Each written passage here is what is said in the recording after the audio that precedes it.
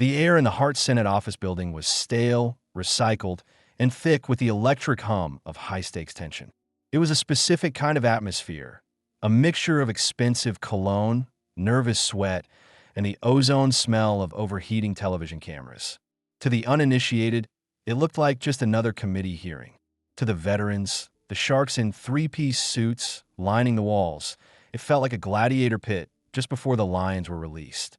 Senator John Kennedy of Louisiana sat 4 seats down from Chairman Grassley. He looked, for all the world, like a man who had wandered into the wrong room while looking for a porch to drink iced tea on. He slumped slightly in his leather chair, his reading glasses perched precariously on the end of his nose, his eyes half-lidded. To the casual observer, he appeared bored, perhaps even a bit slow. A harmless, folksy relic of the Old South. But Ilhan Omar, sitting at the witness table, made the fatal mistake of believing that performance. She sat with the rigid posture of royalty forced to address the peasantry. Her burgundy hijab was perfectly arranged, catching the harsh glare of the CSBN lights, creating a halo of moral superiority around her. She didn't look at the documents in front of her. She looked at the cameras. She was playing to the gallery, to Twitter, to the millions of progressives who saw her not as a public servant, but as an icon. Senator Kennedy. Omar's voice cut through the room, sharp and vibrating with practiced indignation. She pointed a manicured finger directly at the Louisiana senator. You and your colleagues have pushed policies that would have kept my family out of this country. The room went deadly silent. The Democratic senators, Hirono, Booker, Harris, leaned forward, their faces arranging themselves into masks of solemn support. This was the narrative they wanted.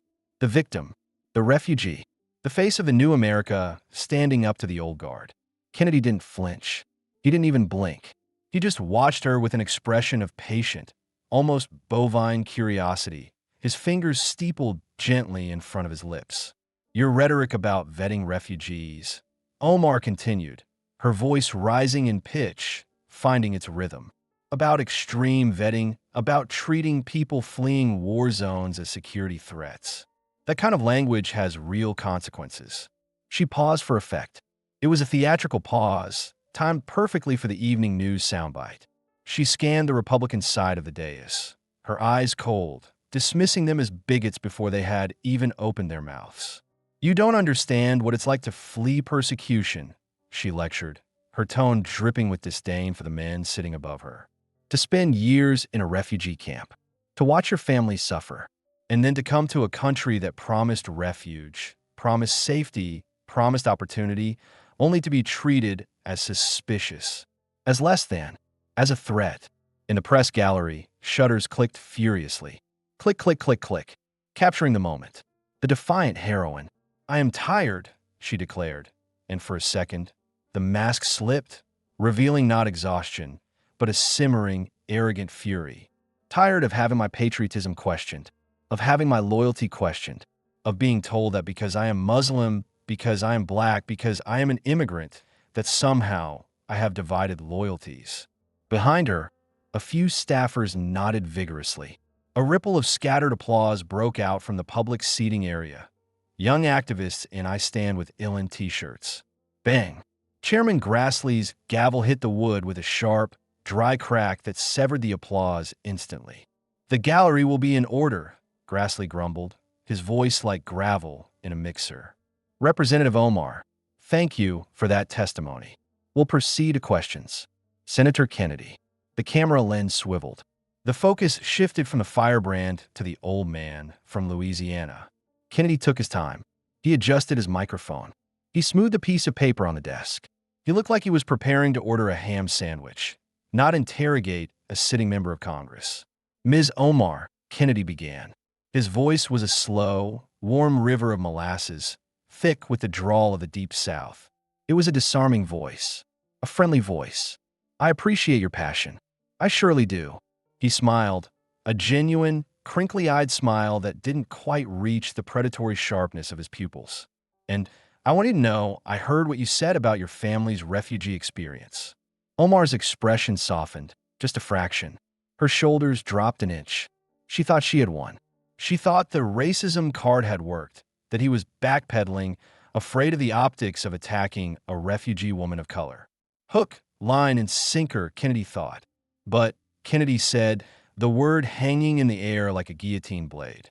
He leaned forward, the grandfatherly demeanor evaporating for a microsecond to reveal the Oxford-educated lawyer underneath. Since you're here, and since you've raised questions about loyalty and vetting, I hope you won't mind if I ask you just a few questions to clear up some things. He reached for a document on his right. It wasn't a speech. It wasn't a prepared political statement. It was a stack of legal records, paper-clipped and highlighted in neon yellow. Let's start with your marriages, Kennedy said. The temperature in the room seemed to drop 10 degrees instantly. Omar's face hardened. The mask of the noble victim slammed back into place. But this time, there was a crack of panic in her eyes. She shifted in her seat, her body language closing off, defensive. That's my personal life, Senator, she snapped, her voice losing its melodic, oratorical quality and becoming brittle. Well, yes, ma'am. Normally, I'd agree, Kennedy replied, his tone still confusingly polite. But see, there are some public records that have raised questions. Serious questions. Just want to give you a chance to explain. Kennedy put on his reading glasses. He did it slowly, deliberately. Every movement was calculated to let the silence stretch, to let the anxiety build in the witness chair. He examined the document as if he were seeing it for the first time, though everyone in the room, especially his staff, knew he had memorized every comma, every date, every contradiction. According to Minnesota state records, Kennedy read, tracing the line with his finger, in 2002, when you were 19 years old, you married a gentleman named Ahmed Nur. Is that correct? Omar lifted her chin. Defiance. That was a religious marriage, Senator, not a legal marriage. I understand. Kennedy nodded sympathetically. So, you and Mr. Hersey had a religious ceremony, a Muslim ceremony, but didn't file any legal paperwork with the state. And then you had 2 children together. Is that right? Yes. The answer was short, clipped. She wanted to move on. She didn't know where he was going, but she knew she didn't like the road. And then in 2008, you and Mr. Hersey separated. Kennedy continued, flipping a page. The sound of the paper turning was loud in the quiet room. Got what you've described as a religious divorce. Still no legal documents filed, because there was no legal marriage. Do I have that right? Yes. Omar's eyes darted to her lawyer, a slick man in a gray suit sitting behind her. He gave a microscopic shake of his head. Don't elaborate. Just answer yes or no. Okay. Kennedy took off his glasses and looked at her with a puzzled, almost befuddled expression. Now here's where I get a little confused. He wasn't confused. He was closing the trapdoor. In 2009, Kennedy said, picking up a different document, this one with a government seal clearly visible, you legally married a different man, a British citizen named Ahmed Nur Said Elmi. That marriage was filed with Hennepin County, legal and official. Is that correct? Omar hesitated, just for a second, a micro-hesitation. Her throat moved as she swallowed. Yes, Senator. And we separated in 2011, she added quickly, trying to control the narrative. Separated? Yes, Kennedy agreed. But you didn't get legally divorced until 2017. 6 years later. Is that also correct? That's correct. Kennedy nodded slowly, bobbing his head as if he were trying to do mental math that was just a bit too hard for him. So, just to make sure I understand the timeline, you were legally married to Mr. Elmi from 2009 to 2017, but you separated from him in 2011. He paused. The room waited. The Democratic senators were starting to look uncomfortable. They were shuffling papers, checking phones. They sensed the shift. The ground was moving beneath them. And then, Kennedy said, his voice dropping an octave, becoming serious, in June of 2012. You had a 3rd child. Is that right? Yes. And that child's father was Ahmed Nur. Kennedy said the name clearly. Your first husband, the one you had the religious marriage with. Silence. Absolute, suffocating silence. Omar stared at Kennedy. Her eyes were wide, dark pools of calculation. She was running the scenarios in her head. If she lied, it was perjury. If she told the truth, she was admitting to a moral, if not legal, quagmire. Ms. Omar, Kennedy pressed, his voice soft but unyielding. Is that child's father Ahmed Hersi? Yes. The word hung there. The press photographers had stopped moving. The reporters were typing furiously on their phones. Bigamy? Fraud? Kennedy removed his reading glasses and set them gently on the mahogany table. He clasped his hands together.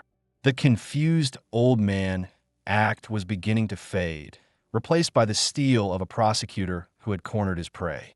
So, Kennedy said, summarizing the absurdity of the situation with brutal simplicity.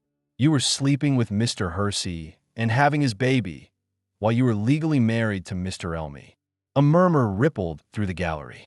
Now, I'm not a fancy lawyer, Kennedy drawled, a smirk touching the corner of his lips. Well, actually, I am a lawyer. I was the Attorney General of Louisiana. I've seen a lot of things down in the bayou. He leaned forward, his eyes locking onto hers. But that sounded an awful lot like bigamy to me. Or at the very least, it's what my mama would have called complicated. Senator, that is offensive. Omar exploded. She lunged for the microphone, her face flushing with anger. You are diving into my personal life, too. I'm not done yet, ma'am. Kennedy cut her off. His voice didn't rise. He didn't shout. He just projected a sudden, absolute authority that silenced her mid-sentence. The Southern gentleman was gone. The prosecutor had arrived. Because here's what's really interesting, Kennedy said, picking up 2 more documents. He held them up for the cameras.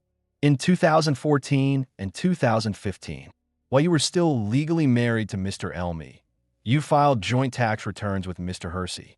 The color drained from Omar's face. It wasn't a subtle shift. It was a visceral physical reaction. Her skin went ashen. Filing false tax returns wasn't a personal life issue. It was a federal crime. Now, the IRS is real particular about this, Kennedy lectured, waving the documents slightly. You can only file joint returns if you're legally married. But you weren't legally married to Mr. Hersi. You were legally married to Mr. Elmi. He dropped the papers back onto the desk. They hit with a heavy thud. So, Kennedy concluded, leaning back, crossing his arms over his chest. Either you committed tax fraud by filing false joint returns, or you committed bigamy by being married to both men at the same time. He tilted his head, watching her squirm. Which is it? Senator, this is a witch hunt. Omar cried out, her voice shrill, desperate. She looked to Chairman Grassley for help, but Grassley was busy examining his own cuticles. She looked to the Democrats, but they were all suddenly very interested in their briefing binders. She was alone. No, ma'am, Kennedy replied calmly. These are public records. Tax filings, marriage certificates, divorce papers, all filed with government agencies. I'm just trying to understand the timeline. He picked up another document. The stack on his desk seemed endless, a bottomless well of receipts. And here's another puzzling thing, Kennedy said. When you finally filed for divorce from Mr. Elmi in 2017, you submitted an application to the Minnesota court. You signed it under oath. He emphasized the words under oath. And in that document, you stated that you had not had any contact with Ahmed Elmi since June 2011, that you didn't know where he was, that you believed he was in London, but you couldn't reach him. Kennedy peered over his glasses. Do you remember signing that document? I don't recall the specific. Well, let me help you remember. Kennedy reached under the table and pulled out a large foam core board. He didn't just have papers, he had props. He turned the board around. It was a blown-up screenshot from Instagram. These photos were posted on your Instagram account in 2015, Kennedy said, pointing to the grainy but unmistakable image. That's 4 years after you claimed you lost contact with Mr. Elmi. He tapped the face of the man in the photo. And unless my eyes are failing me, that's you in London. And that's a man identified as Ahmed Elmi, standing right next to you, smiling for the camera. He spread more photos across the table. Elmi and Omar laughing. Elmi holding her baby. Elmi clearly very much in contact. So, Kennedy said, his voice tightening, either you lied under oath when you said you had no contact with him since 2011, which would be perjury, a felony, or you have a very strange definition of no contact. Omar opened her mouth, but no words came out. She looked like a fish pulled onto a dock, gasping, frantic, eyes wide with the realization that the water was gone. Her lawyer whispered urgently in her ear, his hand covering his mouth. Kennedy watched the panic unfold with the detached precision of a surgeon. He wasn't angry. He wasn't shouting. He was simply dismantling her, brick by brick, lie by lie. Senator Kennedy, she finally managed, her voice shaking with suppressed rage. I will not dignify this with. Ms. Omar, Kennedy interrupted, his tone steely. You came here today to lecture this committee about immigration fraud, about vetting, about loyalty. He gestured to the mess of evidence scattered on the table between them. And I'm sure you'll understand why some of us, folks like me, who maybe aren't as enlightened as you, have a few questions about your own immigration history, your marriage history, and your truthfulness under oath. Kennedy glanced at the clock on the wall. The red digital numbers ticked down. I've got about 4 minutes left, he murmured. He looked back at her. The playfulness was gone. The folksy charm had evaporated. What was left was pure, unadulterated scrutiny. So, let me ask you one simple question, Kennedy said, and I'd appreciate a simple answer. He leaned in, invading her personal space from across the room with nothing but his gaze. Is Ahmed Nur Said Elmi your brother?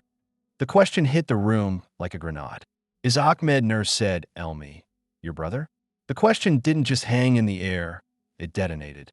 For a heartbeat, a single, fractured second, there was a vacuum of sound, the kind of silence that precedes a shockwave. And then, the room exploded. It wasn't a roar. It was a chaotic cacophony of gasps, shouts, and the frantic clatter of camera shutters firing in unison like machine guns. A collective intake of breath sucked the oxygen right out of the hearing room. In the gallery, a woman gasped audibly. A staffer dropped a binder, the sound cracking like a pistol shot. Order! Chairman Grassley bellowed, his gavel coming down hard. Bang, bang, bang. The committee will be in order. But the chaos refused to subside immediately. The Democratic senators looked as though someone had thrown a live cobra onto the table. Senator Hirono's mouth was a grim, tight line. Senator Booker was whispering furiously to an aide. They knew this rumor. Everyone in Washington knew this rumor. It was the third rail of the OMAR'S scandals, the thing you whispered about at cocktail parties but never, ever said into a microphone. Until now, Kennedy sat amidst the turmoil he had created, completely motionless. He didn't look triumphant. He didn't look angry. He looked like a man waiting for the dust to settle so he could finish reading the morning paper. His eyes remained fixed on Ilhan Omar. Omar had recoiled physically, pressing her back against the leather chair as if trying to put distance between herself and the accusation. Her face was a mask of fury, but beneath the rage, there was something else. Panic? Fear? Or the sheer shock of having the unmentionable spoken aloud? Senator Kennedy. Omar hissed, leaning into the microphone. Her voice shook, not with sorrow, but with the high-frequency vibration of adrenaline. That question is disgusting. The room quieted down, eager for the blood sport. It is based on racist conspiracy theories promoted by right-wing websites, she continued, her voice gaining strength, grasping for the familiar handholds of her identity politics defense. I will not dignify it with a response. She crossed her arms, turning her head away. A dismissal, a queen refusing to acknowledge a peasant's insult. Kennedy nodded amiably, as if she had just complimented his tie. I understand you think it's disgusting, ma'am, he drawled, his Louisiana accent stretching the vowels until they were thin and sharp. But it's actually just a question. A yes or no question. He waited. The silence stretched. Is Ahmed Nur Said Elmi your brother? Omar glared at him. Her eyes were dark flints. I have answered this question repeatedly. The answer is no. Actually, ma'am, Kennedy corrected her gently, reaching for another stack of papers. What you've said in the past is that the allegations are absurd and offensive. What you haven't done is provide any documentation to prove they're false. He laid a new document on the table. It was a timeline color-coded. See, here's what's got folks confused, Kennedy said, putting his glasses back on. He was the detective now, walking the suspect through the crime scene. Ahmed Elmi is listed as being 3 years younger than you on the marriage certificate.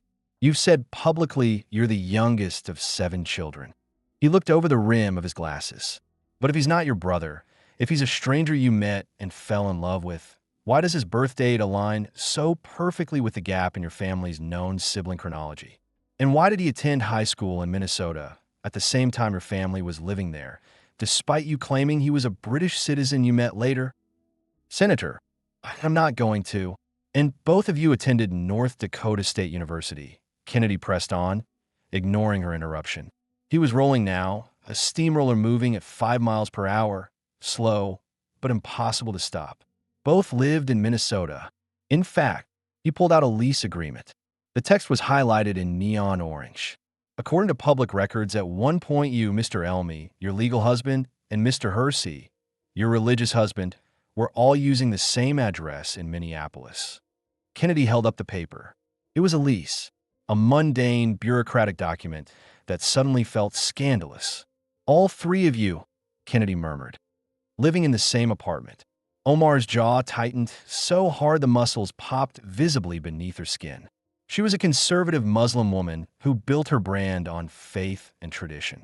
The image Kennedy was painting of a woman living with 2 husbands in a cramped Minneapolis apartment was devastating. It shattered the pious image she projected to her Somali constituents. Now, I don't know about you, ma'am, Kennedy said, scratching his chin theatrically, but most people don't live with their husband and their ex-husband at the same time. He paused, letting the implications sink in. The room was dead silent again. The reporters were transcribing every word, every hesitation. Unless, Kennedy said, the word hanging there. He looked up at the ceiling, as if the thought had just occurred to him, a divine revelation in the fluorescent lights. Unless Mr. Elmi wasn't actually your husband at all, Kennedy said softly.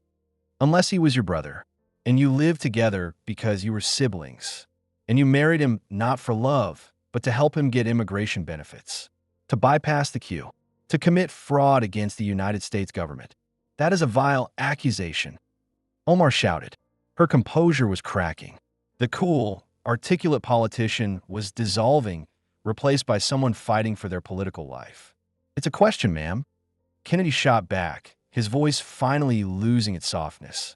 The steel was bare now, and it's a question you could answer real easily. He leaned forward, his hands flat on the table. You could release your immigration records, he challenged. You could authorize your family members to speak to investigators. Your father could clear this up in 5 minutes. Your siblings could clear this up. Kennedy counted on his fingers. There's allegedly even a DNA report floating around, though I haven't seen it myself. That would settle this once and for all. A simple cheek swab. That's all it would take to prove I'm just a crazy old man with a conspiracy theory. He stared at her. The challenge was physical, palpable. Do it. Prove me wrong. But you won't do any of that, Kennedy whispered. You won't release the records. You won't let your family speak. You won't submit to DNA testing. He tilted his head. Why? Because I don't have to prove anything to conspiracy theorists and racists. Omar spat the words out. I'm a sitting member of Congress. Ma'am, I'm a United States senator conducting oversight of immigration fraud, Kennedy replied, unimpressed by her title. That's not a conspiracy theory. That's my job. He consulted his notes again. He wasn't done. He was never done. Let me read you something, Kennedy said. This is from the Minneapolis Star-Tribune. Now, for the folks watching at home, the Star-Tribune is not exactly a right-wing website. They endorsed you. They're about as liberal as a kale smoothie. A few chuckles from the Republican side. Even some of the press smiled. After investigating these allegations, Kennedy read, they wrote, and I quote, the search of records could neither conclusively confirm nor rebut the allegation that he is Omar's sibling. Kennedy looked up. They couldn't confirm it, but they couldn't rule it out either. He took off his glasses again, holding them by the stem. Do you know why, Ms. Omar? She said nothing. Her chest was heaving slightly. Because you won't cooperate, Kennedy answered for her. Because the records are sealed. Because the family is silent. Because Mr. Elmi has vanished. Kennedy gestured to the empty air beside her. Where's Mr. Elmi, Ms. Omar? He's a ghost. He appears in your life, you marry him, he gets legal status, you file taxes together, and then poof. He's gone. Back to London? Or maybe back to being your brother? Senator Hirono. A voice cut in. Senator Mazie Hirono of Hawaii interrupted, her hand raised. Mr. Chairman, I object to this line of questioning. The senator is badgering the witness with unproven allegations. This is beneath the dignity of this committee. Kennedy didn't even look at Hirono. He kept his eyes locked on Omar, like a predator who refuses to break eye contact with its prey even when the hyenas are circling. I'm asking questions about public records, Senator Hirono, Kennedy replied calmly, over his shoulder. Marriage certificates, divorce filings, tax returns, immigration documents, all matters of public record and legitimate congressional oversight. He turned back to Omar. The brief interruption had only given him time to reload. Ms. Omar, he said, his voice dropping to a register of profound disappointment. You told this committee earlier that we don't understand what it's like to be a refugee, that we don't understand persecution. And you're probably right. I've lived a blessed life in Louisiana. He paused. But here's what I do understand. Kennedy's face hardened. The grandfather was gone entirely. This was the face of the law. The American people have a right to know if their elected representatives are telling the truth. They have a right to know if someone committed immigration fraud to enter this country, or to help someone else enter this country. He picked up a copy of the Constitution that he kept in his pocket. It was worn dog-eared. You took an oath when you became a citizen, Kennedy said, tapping the little book. You swore to support and defend the Constitution. You renounced allegiance to foreign powers. And then you took another oath when you became a congresswoman. He leaned in. But if you committed immigration fraud, if you married your brother to circumvent immigration laws, then both of those oaths were lies. From the very beginning, they were fruit of the poisonous tree. I committed no fraud, Omar said. Her voice was sharp, defensive, but it lacked the power it had an hour ago. It sounded thin, hollow. Then prove it, Kennedy shot back instantly. Release the records. Let investigators talk to your family. Submit to DNA testing. Clear your name. I will not be subjected to. Why not? Kennedy interrupted. If you're innocent, if this is all just a racist conspiracy theory, as you say, then the evidence would prove that in a heartbeat. You could humiliate me right here on national television. You could prove I'm a fool. He spread his hands wide. I'm giving you the chance, Ms. Omar. Make me look like a fool. Produce the DNA test. Omar stared at him. For a moment, she looked like she might scream. But she didn't. She clamped her mouth shut. She knew, and Kennedy knew, that she couldn't produce it. But you won't provide the evidence, Kennedy said softly, concluding the scene. And that tells me everything I need to know. He glanced at Chairman Grassley. Mr. Chairman, I have more questions for Ms. Omar, particularly about where all that campaign money went. But I see my time has expired. I yield back. As Kennedy sat back, wiping a speck of dust from his lapel, the room felt different. The air had changed. Before, there was tension. Now there was a stain, a deep, indelible stain of doubt that had settled over Ilhan Omar. She wasn't just a witness anymore. In the eyes of everyone in that room, and the millions watching online, she was a suspect. And Kennedy was just getting started. The hearing had been grinding on for nearly 3 hours. The air in the room had grown heavy, carbon dioxide levels rising with every evasive answer. After the explosion of the Ghost Brothers segment, the committee had moved to a mandatory recess. When they returned, the Democratic senators, Durbin, Coons, Blumenthal, had done their best to throw Omar a lifeline. They asked softball questions about the rise of white supremacy, the dangers of Islamophobia, and the plight of refugees. It was a coordinated effort to rebuild her image, to wash away the stain of bigamy and fraud with a fresh coat of victimization. Omar had recovered. She sat taller now. The color had returned to her cheeks. She spoke eloquently about her pain, her struggle, her symbolic importance. She probably thought the storm had passed. She probably thought Kennedy was done. She was wrong. Kennedy sat at the end of the dais, watching her with the stillness of a crocodile in murky water. He wasn't taking notes anymore. He was just waiting. When his turn came for the second round of questioning, He didn't lean forward this time. He leaned back, removing his glasses, cleaning them slowly with a microfiber cloth. "Ms. Omar," Kennedy said. His voice was softer now, almost gentle. "I want to talk about your current husband, Tim Minot." The change in the room was instant. The reporters, who had been dozing off during Senator Durbin's monologue, snapped their heads up. "Husband number 3. Omar's expression flickered, a microspasm of annoyance. "What does my husband have to do with immigration fraud, Senator?" "Well, we'll get to that," Kennedy drawled, putting his glasses back on. "But first, let's establish the timeline. I'm a timeline guy. Helps me keep things straight." He picked up a new folder. It was thick. "You and Mr. Minot got married in March 2020. Is that correct?" "Yes. And before you married him, he was working as a political consultant. His firm was called the East Street Group. Is that right?" "Yes."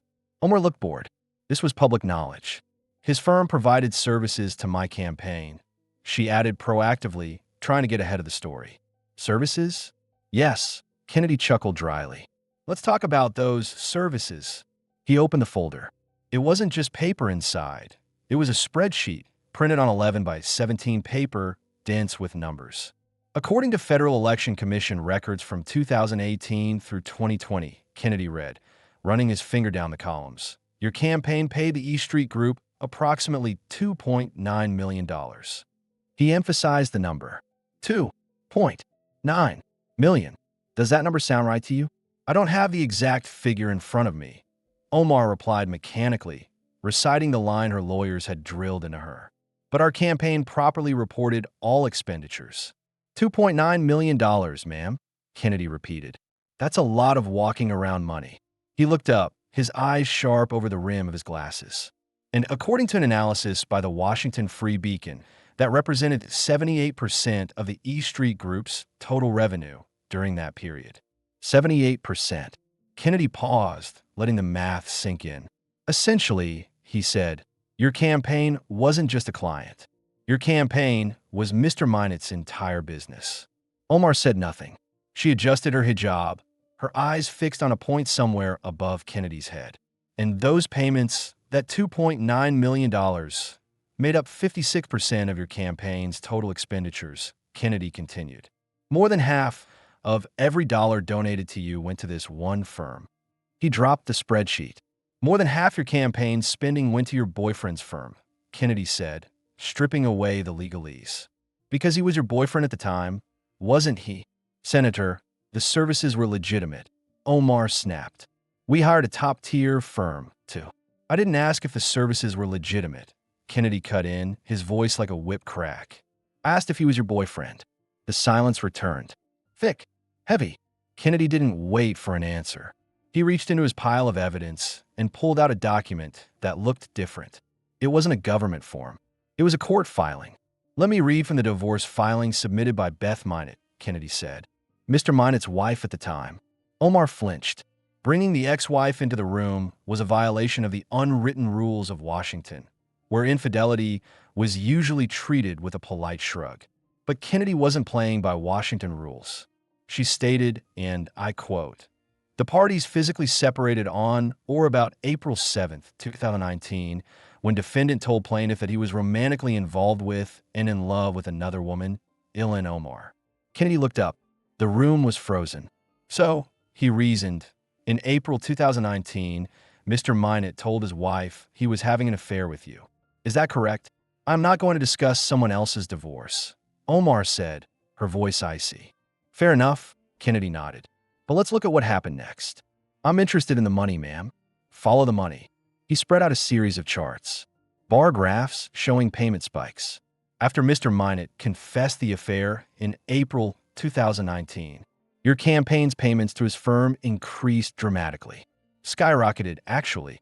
Kennedy traced the curve on the graph. It went up like a hockey stick. In fact, in the 8 months following his confession of the affair, your campaign paid his firm over $1 million.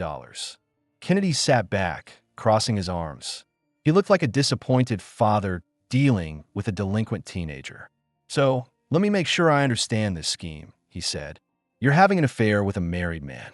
Your campaign is paying his firm millions of dollars, Money donated by working Americans, by grandmas, sending in $5, believing in your socialist revolution. He paused, letting the irony drip. His wife finds out about the affair and divorces him. You divorce your husband, and then you marry Mr. Minot, who has now received nearly $3 million from your campaign. Kennedy tilted his head. Does that seem appropriate to you? Ethically? Morally? The Federal Election Commission reviewed these payments and found no violations. Omar rehearsed. She was clinging to the technicality like a life raft. Actually, ma'am, Kennedy corrected her, the FEC received a complaint from the National Legal and Policy Center. They alleged that your campaign violated federal law by failing to properly itemize $21,546 in travel reimbursements to Mr. Minot. He held up the complaint. The complaint stated that these payments were deliberately obscured. Hidden. Why? To hide the fact that you too were having an affair. To hide the fact that you were using donor money to fund your romantic getaways. We amended the filings as requested. Omar interjected, her composure slipping again. After you got caught, Kennedy reminded her. And then there's the Minnesota Campaign Finance Board, he continued, relentless.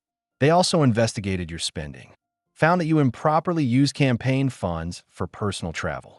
You were ordered to repay your campaign committee $3,500 and pay a civil penalty. That was a minor accounting error. Omar scoffed. It was a violation of campaign finance law, ma'am, Kennedy said sternly. And for someone who lectures this country about dark money and corruption every single day on Twitter, you seem to have a lot of accounting errors that end up putting money in your own pocket. Kennedy removed his glasses again. He rubbed his eyes. He looked tired.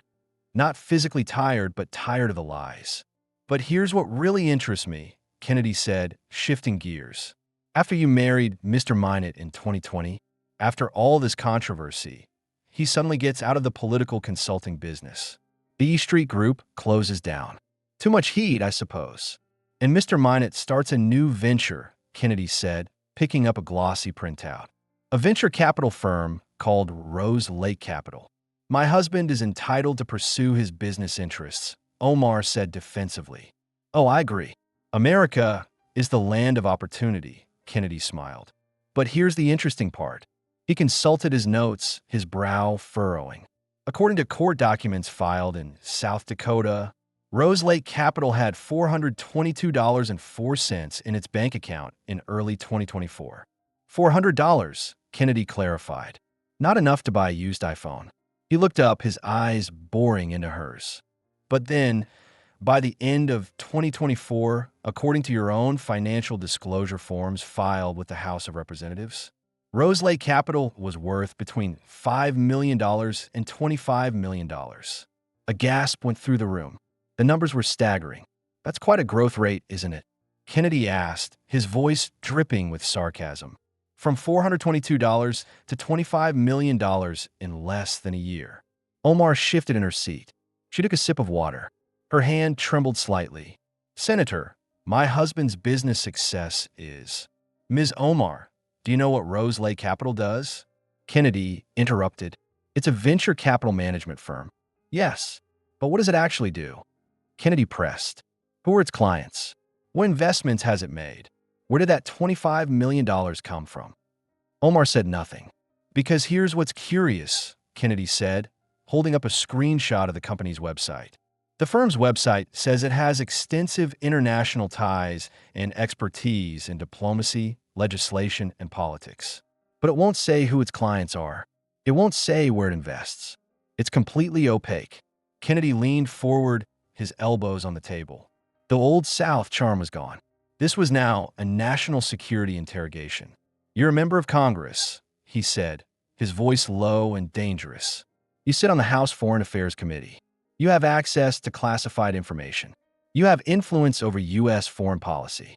And your husband runs a mysterious venture capital firm with international ties that appeared out of nowhere and became worth millions of dollars overnight. Kennedy let the implication hang there. Bribery, pay for play, foreign influence peddling. Does that concern you at all? My husband's firm is entirely legal, Omar insisted, but her eyes were darting around the room. gauging the reaction. "I didn't ask if it was legal," Kennedy replied. "I asked if it concerned you." He gathered his documents into a neat stack. The sheer volume of paper was a visual indictment. "Let me tell you how this looked from Louisiana, ma'am," Kennedy said. "It looks like you funneled almost $3 million in campaign funds to your boyfriend. Then you married him. Then he shut down the consulting firm and started a new firm that mysteriously became worth millions of dollars." He looked directly at the camera, breaking the fourth wall, speaking to the voters. "And this firm has foreign connections, but won't say what those connections are." He turned back to Omar. "You came here today to lecture us about corruption, about foreign influence.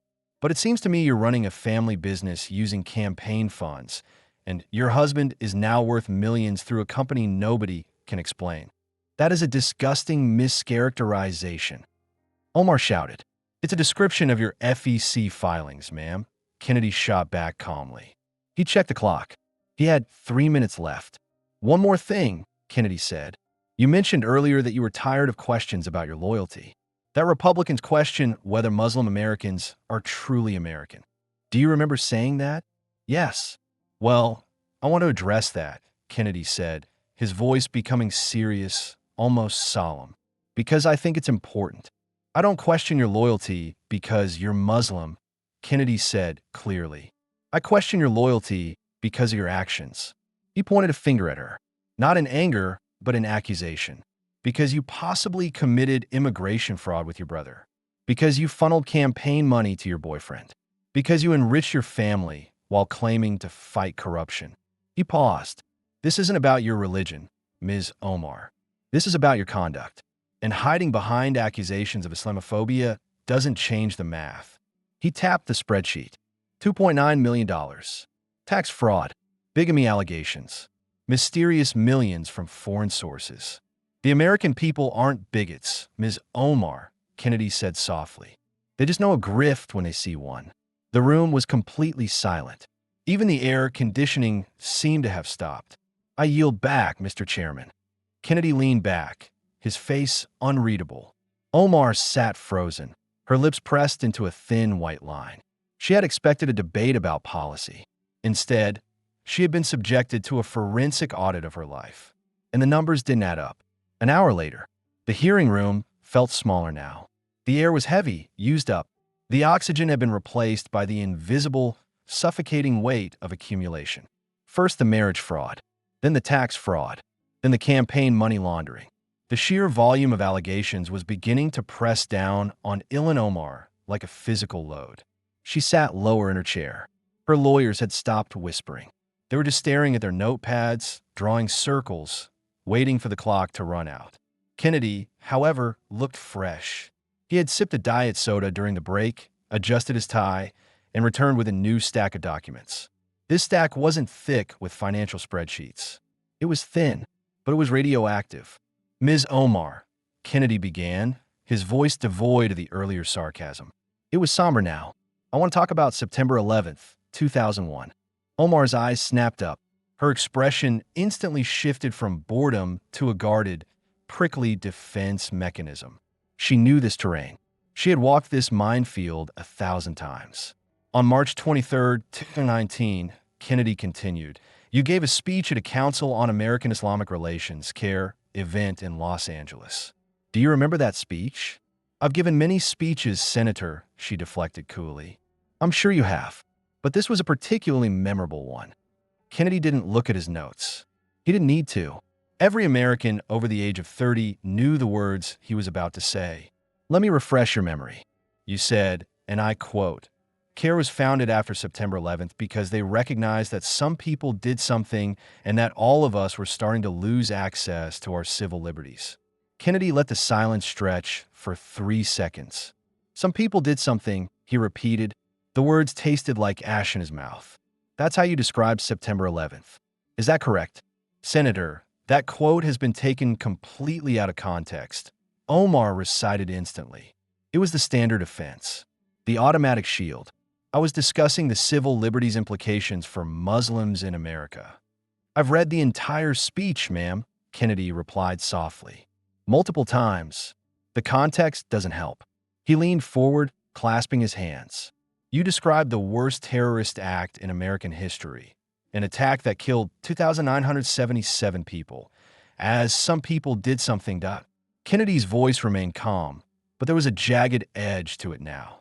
A tremor of controlled fury that resonated with every person in the room who remembered where they were on that Tuesday morning. 19 Islamic terrorists hijacked 4 commercial airplanes, Kennedy recounted. He wasn't asking, he was testifying. They flew 2 of them into the World Trade Center towers. They flew 1 into the Pentagon. Passengers on the 4th plane fought back, and it crashed in a field in Pennsylvania. He looked at her, his eyes searching for a flicker of shared grief. He found none. Nearly 3,000 Americans died, Ms. Omar. Incinerated instantly, or crushed. Firefighters running into burning buildings while everyone else was running out. Police officers buried under rubble. Office workers trapped on upper floors, holding hands, having to make the impossible choice between burning to death or jumping 100 stories to the pavement. The room was deadly quiet. No shutters clicked. The stenographer's fingers paused. Kennedy had summoned the ghosts into the room. And you called it, some people did something. Senator, I was discussing the civil liberties. No, ma'am. Kennedy cut her off, his voice hard as granite. You were minimizing a terrorist attack. He picked up a piece of paper. Some people did something is what you say when someone eats your leftovers from the office refrigerator. It is not what you say about the deliberate mass murder of American citizens. Kennedy stood up. He walked around the table, breaking protocol, moving into the open space. Do you know Nicholas Harras, Jr.? Omar shook her head. A small, dismissive movement. His mother, Frances Harras, was killed in the World Trade Center. She was 76 years old. She had gone to work that morning, same as always, and she never came home. They never found enough of her to bury. Kennedy's voice dropped to a whisper, forcing everyone to lean in. On September 11th, 2019, the 18th anniversary of the attacks, Nicholas Harras Jr. went to Ground Zero to read victims' names. And he wore a t-shirt. Kennedy held up a photo. It showed a grieving man in a black shirt, printed on the front in stark white letters. Some people did something. He stood in front of thousands of people on sacred ground and said this directly to you. I'm reading from the transcript. Kennedy read the words slowly, giving each one the weight of a tombstone. Madam, objectively speaking, we know who and what was done. There is no uncertainty about that. Why your confusion? On that day, 19 Islamic terrorists, members of Al-Qaeda, killed over 3,000 people. Is that clear? Kennedy lowered the paper. He was talking to you, Ms. Omar, a man whose mother was murdered, asking you why you couldn't clearly state what happened, why you had to minimize it. Senator, I have mourned the victims of 9/11. Omar protested, her voice rising. Have you? Kennedy shot back. Because you never apologized for that statement. You apologized for your tweets about Jews, and we'll get to those in a minute, but you never apologized to the families of 9/11 victims.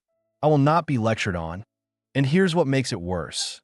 Kennedy steamrolled over her. When people criticized you, when the son of a victim called you out, your response was to claim you were the victim. You said these criticisms endangered your life. You made it about you. Kennedy shook his head, a look of profound sadness on his face. Ms. Omar, 3,000 Americans died, 3,000 families destroyed, and you can't even bring yourself to clearly condemn the attack without qualifications, without pivoting to talk about how it made you feel uncomfortable. That is not true. Then why didn't you apologize? The question hung there, unanswered. Kennedy walked back to his seat. He sat down heavily. I'll tell you why, he said quietly. Because you don't think you did anything wrong. You think the real tragedy of 9/11 is how it affected the civil liberties of your community. Not the dead, not the first responders who are still dying of cancer today. Their suffering is secondary to your narrative. He gathered his papers. You don't understand that 9/11 was an attack on America. And the fact that you can't say that clearly tells me everything I need to know about where your sympathies lie. Omar looked livid. She was used to being the accuser, the one pointing fingers at American imperialism. Being held accountable for her own words, her own lack of empathy, was a foreign sensation. Let's move on, Kennedy said, signaling a new offensive. Let's talk about Israel. Several Democratic senators visibly tensed. This was the third rail. The danger zone. Senator, I have been very clear about my criticism of the Israeli government's policies, Omar said, retreating to her safe space. Yes, you have. Very clear, Kennedy agreed. Let's review some of that clarity. He nodded to an aide. The aide placed a large easel next to the witness table. On it was a blown-up tweet. Israel has hypnotized the world. May Allah awaken the people and help them see the evil doings of Israel. 2012. That was you? Kennedy asked. That was many years ago. I have apologized. Yes, you apologized after you got caught, Kennedy noted. But let's look at the language. Hypnotize the world. That's a classic anti-Semitic trope, isn't it? The idea that Jews possess some mystical, demonic power to deceive the nations. It goes back to the Middle Ages. He pointed to the next poster. It's all about the Benjamin's baby. February 2019. You were asked who was paying American politicians to support Israel, Kennedy explained for the record. And you replied with a reference to $100 bills. I was criticizing AIPAC's lobbying money. Omar insisted. Lobbying is a legitimate subject of debate. You suggested Jewish money buys politicians. Kennedy corrected her. That is the oldest trick in the book. The greedy Jew pulling the strings of government. He walked over to the easel and flipped to the third poster. I want to talk about the political influence in this country that says it is okay to push for allegiance to a foreign country. March 2019. Kennedy turned to face her. The room felt electric. Allegiance to a foreign country, Kennedy repeated. You were talking about American Jews who support Israel, weren't you? Suggesting they have divided loyalties, that they are more loyal to Israel than to America. I was talking about pressure groups. No, ma'am. You were questioning the loyalty of your fellow citizens based on their faith, Kennedy said. That is the dual loyalty trope. It was used against Dreyfus in France. It was used against Jews in the Soviet Union. It was used to justify the Holocaust. Kennedy's voice grew harder. And do you know how I know it wasn't just policy criticism? Because your own party told you so. He picked up a document on congressional letterhead. House Speaker Nancy Pelosi. Majority Leader Steny Hoyer. Majority Whip Jim Clyburn. The entire Democratic leadership issued a joint statement condemning you. Let me read it. Anti-Semitism must be called out, confronted, and condemned whenever it is encountered, without exception. He looked at the Democrats on the committee. They were looking at their shoes. Your own party condemned you, not Republicans. Democrats. Kennedy walked back to his desk, but he didn't sit. He stood behind his chair, gripping the back of it. Representative Nita Lowey, a Jewish woman, a respected chairwoman, she criticized you. And do you remember what you said to her? Omar said nothing. Her eyes were burning holes in the table. You doubled down, Kennedy said. You told her she shouldn't be expected to have allegiance to a foreign country. You accused a Jewish congresswoman of disloyalty simply because she supported Israel. Kennedy shook his head in disbelief. Ms. Omar, earlier today, you lectured us about Islamophobia. You said it was wrong to question your loyalty. You said it was racist. You pointed a finger at her. But here you are. You question the loyalty of Jewish Americans. You suggest they are bought by money. You suggest they hypnotize the world. So, Kennedy asked, his voice low and cutting, is questioning someone's loyalty always wrong? Or is it only wrong when we question yours?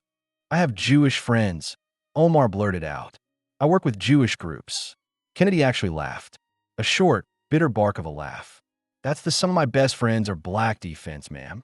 It didn't work in 1960, and it doesn't work now. He gathered his materials. The visual impact of the posters, the tweets, the headlines, the condemnations, remained standing on the easel, a monument to her rhetoric. You have a platform, Ms. Omar, Kennedy said, his voice quiet again. You could use it to build bridges. But instead, you've used it to spread the kind of ancient prejudices that have led to violence for centuries. He looked at her with genuine pity. You lecture Republicans about hate, about seeing people as individuals. But you're the one trafficking in stereotypes. You're the one spreading the poison. Kennedy checked the time. You minimize the death of 3,000 Americans on September 11th. You question the loyalty of Jewish Americans. You commit tax fraud. You marry your brother. He paused, delivering the verdict. Ms. Omar, you act like someone who hates the country that took you in. I love this country, Omar shouted, finally snapping. That is why I criticize it. To make it better. Do you? Kennedy asked. Because from where I'm sitting, it looks a lot like you're trying to tear it down. I yield back. Kennedy sat down. The silence in the room was different now. It wasn't the silence of shock, like with the brother, or the silence of calculation, like with the money. It was the silence of shame. The scars of a nation, 9/11, anti-Semitism, had been ripped open, and Ilhan Omar was standing there with a knife in her hand. And yet the biggest blow was still to come. The hearing had entered its fifth hour. Outside the Capitol, the sun had long since dipped below the horizon, casting the National Mall in twilight. Inside, the fluorescent lights hummed with a headache-inducing constancy. Ilhan Omar looked exhausted. Her lawyers had clearly coached her to run out the clock, to give short, evasive answers, to invoke the Fifth Amendment if necessary, to simply survive until the gavel banged. She sat slumped, sipping lukewarm water, her eyes checking the clock every 30 seconds. She thought the worst was over. She thought Kennedy had emptied his magazine. But Senator John Kennedy was not a man who fired random shots. He was a hunter who saved his heaviest caliber for the final kill. Mr. Chairman, Kennedy said, signaling for his final round of time. He didn't shuffle papers this time. He didn't adjust his glasses. He pressed a button on the console in front of him. A large LCD screen descended from the ceiling, positioning itself directly across from the witness table. Ms. Omar, Kennedy said, his voice terrifyingly calm. I want to talk about January 27th, 2024. Omar froze. Her hand, holding the water glass, stopped halfway to her mouth. She sat down slowly. You gave a speech at the Hyatt Regency Hotel in Minneapolis, Kennedy stated. The speech was in Somali. Were you there? I attend many events in my district, Senator. I represent a diverse community. That's a yes or no question, ma'am. Were you at the Hyatt Regency on January 27th? Yes. And you gave a speech in the Somali language? Yes. Good. Kennedy nodded to the AV technician. Now, there's been some dispute about the translation of that speech. Your office released a statement saying the translation that went viral was inaccurate and right-wing propaganda. He looked at her, his eyes cold. So, I didn't rely on Twitter. I had our staff hire 3 independent translators, certified court interpreters, native Somali speakers who work for the federal court system. They reviewed the video separately. Blind reviews. Kennedy leaned forward, and while there were some minor differences in syntax, they all agreed on the key points. They all heard the same thing. Play the tape. The room dimmed. The screen flickered to life. The video was grainy, shot from a cell phone in the crowd, but the audio was clear. Ilhan Omar stood on a stage, flanked by the flag of Somalia and the flag of Puntland. There was no American flag visible in the frame. The crowd was cheering, waving Somali flags. Omar's voice filled the Senate chamber, speaking rapidly, passionately in Somali. It was a different voice than the one she used in Congress. It was deeper, more guttural, more commanding. English subtitles appeared at the bottom of the screen, stark white against the dark footage. We are people of brotherhood, people of blood, people who know themselves to be Somali, to be Muslims. Kennedy let the video play. The room watched in stunned silence. Somalia is one. We are brothers and sisters. Our land cannot be divided. The video Omar was pacing the stage, gesturing forcefully. The U.S. government will do what we tell the U.S. government to do. We as Somalis should have that confidence in ourselves. A ripple of shock went through the Republican side. Even the Democrats looked uneasy. Do what we tell them to do. Then came the climax of the speech. As long as I am in Congress, no one will take Somalia's sea. The United States will not support others to take our land or oceans. Sleep in comfort, knowing I am here to protect the interests of Somalia from inside the U.S. system. Lady Liberty will not betray you. Kennedy signaled, and the video froze. The image on the screen was Ilhan Omar, fist raised, surrounded by foreign flags. The subtitle remained frozen. Protect the interests of Somalia from inside the U.S. system. The lights came back up, but the darkness in the room remained. Did you say that, Ms. Omar? Kennedy asked. Senator, as I've explained, the translation is nuances. Omar stammered, her voice tight. I was talking about Somaliland and Ethiopia. I was assuring my constituents that the U.S. supports Somalia's sovereignty. I'm not asking about the geopolitics, Kennedy cut in. I'm asking about your words. He pointed at the frozen screen. You told a room full of Somalis that you are in Congress to protect Somalia's interests.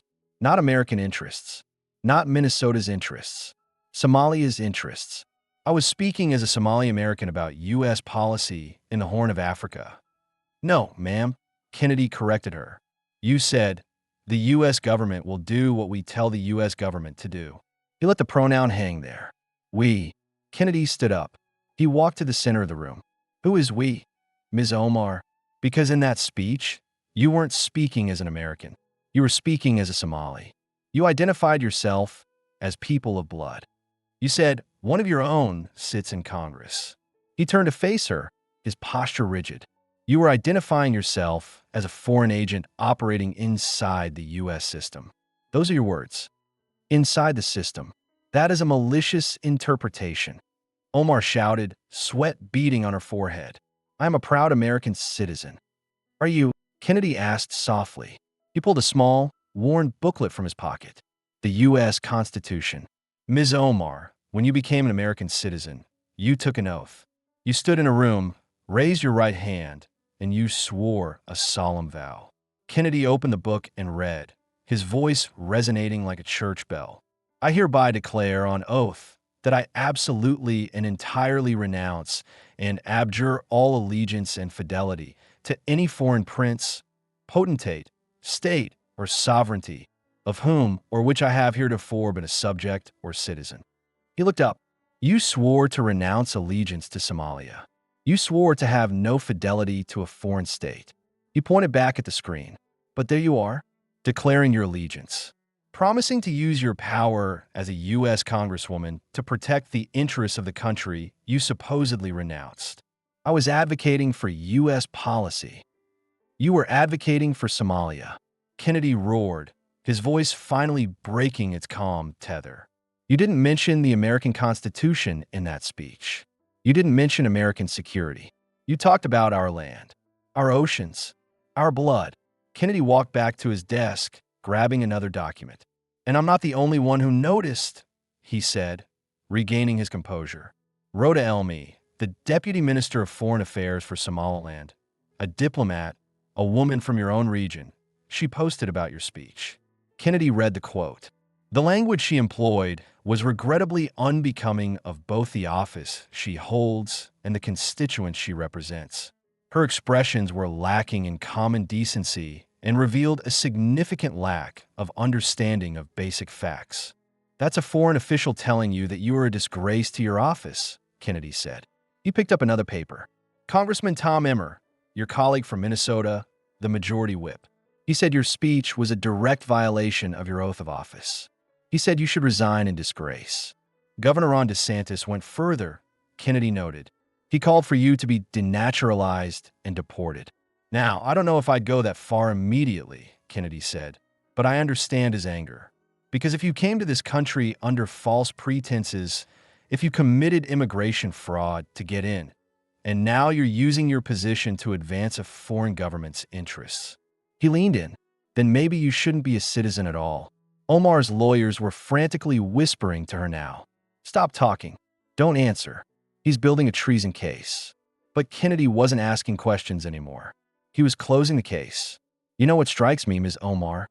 Kennedy said, his voice dropping to a conversational tone that was somehow more terrifying than his shouting.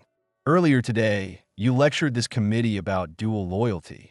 You said it was anti-Semitic to question whether American Jews are loyal to Israel. You said it was a trope, a slur. Kennedy pointed at the screen again. But here you are, in your own words, on video, declaring that your primary loyalty is to Somalia, declaring that you are an agent for them inside our system. So which is it? Kennedy asked. Is questioning someone's loyalty always wrong? Or were you just projecting? Were you accusing Jewish Americans of the very thing you were doing? Omar stared at him. Her mouth opened, but no sound came out. The hypocrisy was so stark, so undeniable, that any defense would have sounded insane. Who is sleeping comfortable tonight, Ms. Omar? Kennedy asked. You told the Somalis to sleep in comfort because you were guarding their interests. But who is sleeping comfortable about America? Kennedy looked at the camera. Who is sleeping comfortable knowing that a member of the House Foreign Affairs Committee with access to top-secret clearance, with a vote on where we send our troops and our aid, thinks her job is to force the U.S. government to do what Somalia tells it to do? I have never said my primary loyalty is to Somalia, Omar whispered, her voice trembling. You didn't have to say it, ma'am, Kennedy replied. You showed it. You showed it when you married your brother to cheat our immigration laws. You showed it when you funneled campaign cash to your lover. You showed it when you spit on the graves of 9/11 victims. And you showed it in that ballroom in Minneapolis. Kennedy began to gather his papers. He stacked them neatly. The tax returns, the marriage certificates, the eviction notices, the transcripts. He looked like a man who had finished a long, dirty job. Ms. Omar, you are not a victim, Kennedy said. You're not being persecuted because you're a refugee. We have millions of refugees who love this country, who serve in our military, who fly our flag. You're being questioned because you are a fraud. The word hung in the air. Fraud. Kennedy turned to Chairman Grassley. His face was stone. Mr. Chairman, Kennedy said formally, I have no further questions for this witness. But I have a motion. Proceed, Senator, Grassley said. Kennedy picked up a single sheet of paper. He put his reading glasses on one last time. Based on the testimony provided today and the documents entered into the record, I move that this committee refer Representative Ilhan Omar's testimony to the Department of Justice. Gasp from the gallery. This was the nuclear option. For investigation of potential perjury, Kennedy read. For investigation of immigration fraud. For investigation of tax fraud. And for investigation of campaign finance violations. He continued, his voice relentless. I further move that we refer this matter to the House Ethics Committee for investigation of whether Representative Omar has violated her oath of office and whether she remains fit to serve in the United States Congress. And finally, Kennedy added, looking at the spreadsheet of the venture capital firm, I move that we request a full Treasury Department audit of Rose Lake Capital and its foreign connections, given the national security implications of a sitting member of Congress potentially receiving funds from undisclosed foreign entities. The motions are noted. Grassley banged the gavel. They will be taken under advisement. The witness is excused. Ms. Omar, Grassley said, you may go. Omar stood up. Her legs seemed unsteady. She gathered her things with shaking hands. She didn't look at the chairman. She didn't look at the cameras. And she certainly didn't look at Kennedy. She turned to leave, her lawyers flanking her like bodyguards, shielding a client from a mob. As she passed Kennedy's seat, a walk of shame that felt miles long, Kennedy spoke one last time. He didn't use the microphone. He just spoke to her in the quiet of the room. Ms. Omar, he said. She paused, involuntarily. Some people did something.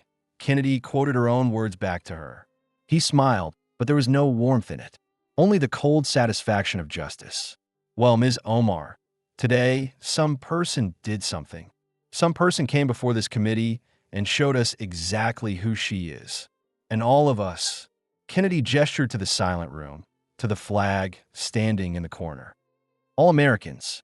We're going to remember that. Omar didn't respond. She couldn't. The narrative she had built for years, the refugee hero, the progressive icon, the victim of racism, had been shredded in 5 hours. She walked out of the double doors. The heavy wood slammed shut behind her with a sound like a coffin closing. Kennedy sat alone at the table. He took a sip of his diet soda. He looked at the empty chair where she had sat. The room was silent. But outside, the storm was just beginning. The hearing ended at 6:43 p.m. By 7 p.m., the clip of Kennedy asking, "Is he your brother?" had been viewed 2 million times. By midnight, it was 50 million. The internet didn't just break, it shattered. The algorithm, usually calibrated to suppress such content, couldn't keep up with the sheer velocity of the sharing. It was a digital tsunami. The mainstream media, CNN, MSNBC, the New York Times, initially tried to ignore it. They ran headlines like "Republicans Pounce on Omar" or "Kennedy uses racist trope in hearing." But the video was too raw, too visceral.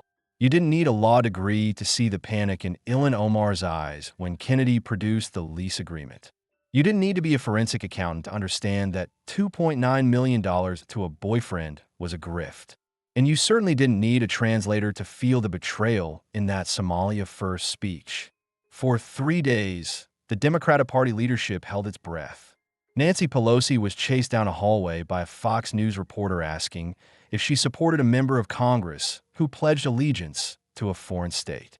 She refused to answer. Chuck Schumer claimed he hadn't seen the video. The Squad, OC, Rashida Tlaib, Ayanna Pressley, tweeted vague platitudes about standing strong against hate, but they didn't mention Ilhan by name. They knew. In the brutal calculus of Washington power, Ilhan Omar had become radioactive. 2 weeks after the hearing, the dam broke. Attorney General Merrick Garland, under immense pressure from the Senate Judiciary Committee, announced that the Department of Justice was opening a formal investigation into potential irregularities in Representative Omar's immigration and tax filings. It was a polite way of saying they were hunting for felonies. The House Ethics Committee followed suit the next day. But the real knife in the back came from her own caucus. The Democratic Steering and Policy Committee met in a closed-door session. When they emerged, the announcement was terse. Representative Omar was being temporarily removed from the House Foreign Affairs Committee pending the outcome of the investigations. She had lost her platform. The loudhailer was unplugged. In Minneapolis, the ground was shifting. For years, Omar had relied on the unwavering support of the Somali community. They saw her as their champion, their shield against a hostile America.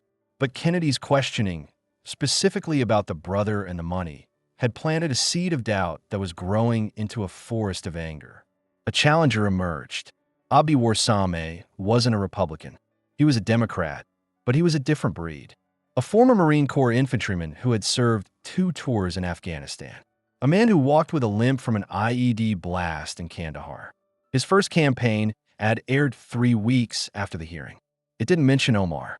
It just showed Warsame in his dress blues, standing in front of his small business in the Cedar Riverside neighborhood. "I was born in Somalia," Warsame said to the camera, his voice steady.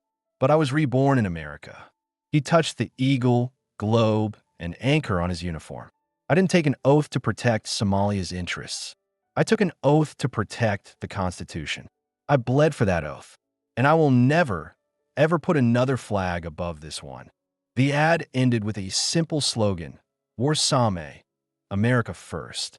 It went viral instantly, not because of algorithms, but because it resonated with a hunger in the electorate, a hunger for gratitude. The climax of the campaign came at a town hall meeting in late July. The gym of the Bryan Coyle Community Center was packed.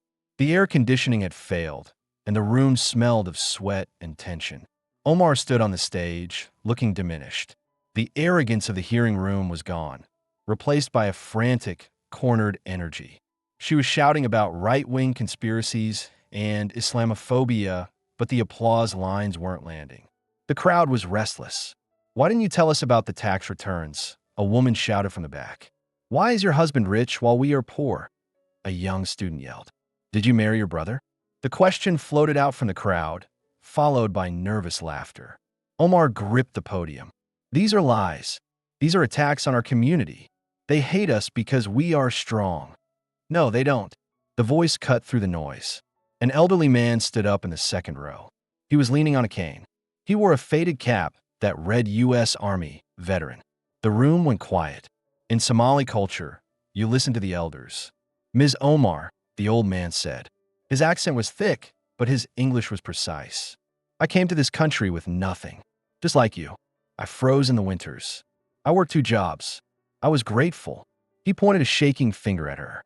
"I raised my children to be Americans, to love this country, to respect the flag that gave us bread when we were starving." He paused, taking a breath that rattled in his chest. But you came here and you used America. Omar opened her mouth to interrupt, but the old man slammed his cane on the floor. Thwack! You took advantage, he continued, his voice rising. You committed crimes. You lied. And worst of all, you made all of us look bad. All Somali Americans. All Muslim Americans. You made people think we are all ungrateful. That we are all liars. He shook his head, a gesture of profound shame. You do not represent us, Ilhan. You shame us. You shame your father. You shame our community.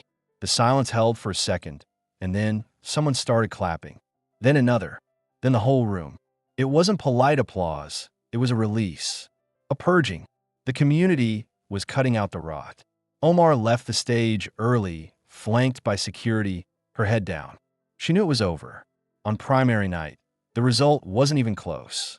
Abdi Warsame, 56%, Ilhan Omar, 44%. It was a landslide defeat for an incumbent. The squad had lost a member. The media tried to spin it as a local issue, but everyone knew the truth. It was the Kennedy effect. Omar gave no concession speech. She released a written statement blaming dark money and outside agitators. She never took responsibility. She never explained the marriage. She never showed the DNA test. She simply vanished. Epilogue. 1 year later, the office of Senator John Kennedy was quiet.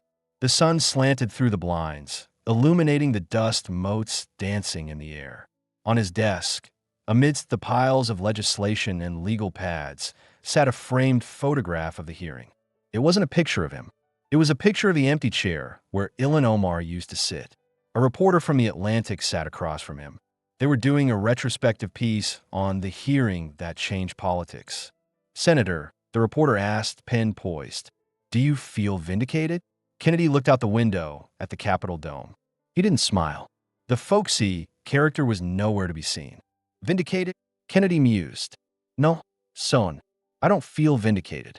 I feel sad. Sad. The reporter was surprised. You won. She's gone. The DOJ is likely going to indict her before the end of the year. I know, Kennedy sighed, but it's a tragedy, isn't it? He picked up the transcript of the hearing. Think about her story. A refugee camp in Kenya. Coming here at 12 years old. Learning the language. Rising up to become one of the most powerful people in the world. A congresswoman. Kennedy shook his head. That is the American dream. Right there. It's beautiful. It's what this country is all about. He dropped the transcript back on the desk, and she threw it all away. For what? For money? For power? For some twisted loyalty to a country she left behind. Kennedy leaned forward. She had everything, and she treated it like it was nothing. That's the tragedy. She could have been a symbol of integration. Instead, she became a symbol of infiltration. The reporter scribbled furiously. And what about the criticism? That you were too harsh? That you utilized xenophobia? Kennedy's eyes narrowed. I asked questions about public records, he said sharply. If asking a public servant to explain why she married her brother is xenophobia, then words don't mean anything anymore. Truth is a means, son. Truth is just truth. It doesn't care about your feelings. It doesn't care about your identity politics. Kennedy stood up, signaling the interview was over. Some people did something, he murmured, looking at the photo of the empty chair. What was that, Senator? That's what she said about 9/11, Kennedy replied. Some people did something. He walked to the door and held it open for the reporter. Well, turns out the American people did something, too. They woke up. They looked at the evidence. And they decided that being an American actually means something. He smiled then, that real, genuine Louisiana smile. We held the line. That's all we did. We just held the line. Outside, in New York City, Nicholas Harris Jr. stood at the edge of the South Pool at the 9/11 memorial. The water cascaded down into the void, a perpetual weeping for the lost. He ran his hand over the bronze nameplate of his mother. Frances Harris. He looked up at the Freedom Tower, piercing the blue sky. It was solid. It was permanent. She's gone, Mom, Nicholas whispered to the wind. The woman who said you didn't matter. She's gone. He felt a lightness in his chest that hadn't been there for years. The system had worked. It had been slow. It had been messy. But in the end, The truth had clawed its way to the surface. Some people did something, and justice was done.